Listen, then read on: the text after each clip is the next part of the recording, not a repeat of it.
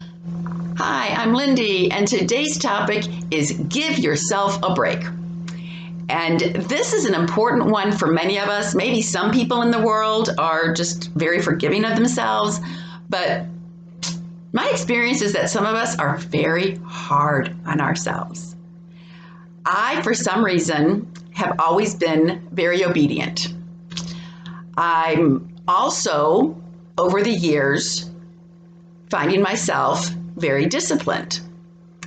And if you put obedient and discipline together, it sounds like that should be a good thing. But what has happened is it's made me very hard on myself and a little bit miserable.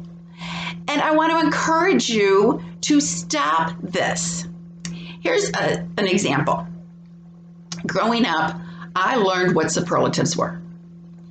And the superlatives is that EST ending, the fastest, the best, right?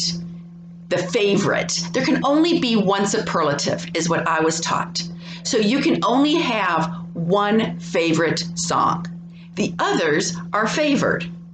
But when you're talking to people and you say, oh, one of my favored songs, which is grammatically correct, is weird. So I have always been very hard on myself, and I've had this horrible split where I want to speak normally, but because I'm a little bit of a grammar Nazi, it's hard for me. And somebody gave me a mug that says I am silently correcting your grammar.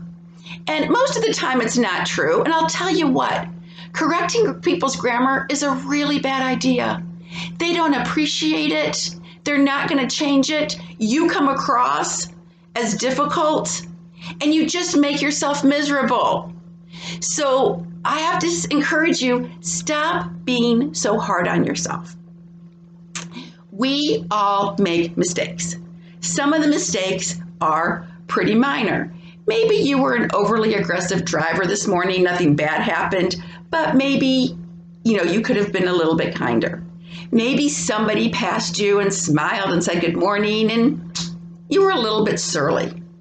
Maybe you made a joke that was intended to be humorous, thus the word joke, but it wasn't received correctly, or maybe it came off wrong, or maybe it just wasn't funny.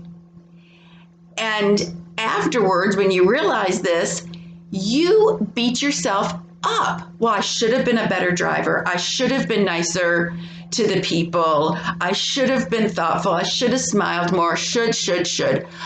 I go back to my childhood with things. When I was 6 years old, I can't believe I was so selfish that I didn't share my crayons with my brother. That's a true story. I apologized to him about 10 years ago.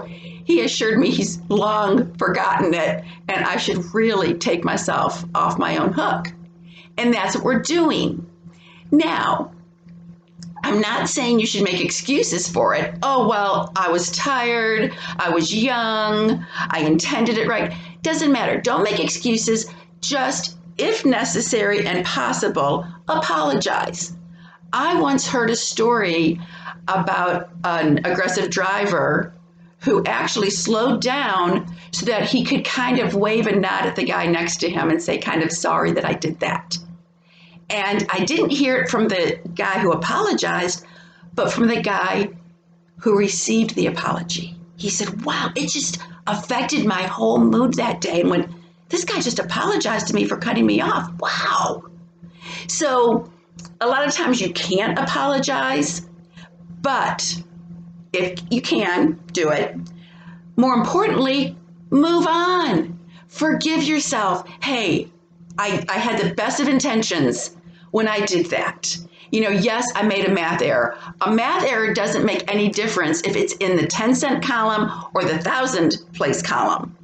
A math error is a math error, and the accountants in this world really, really care. It's very important that you get it right. Mistakes happen, though, even with a calculator.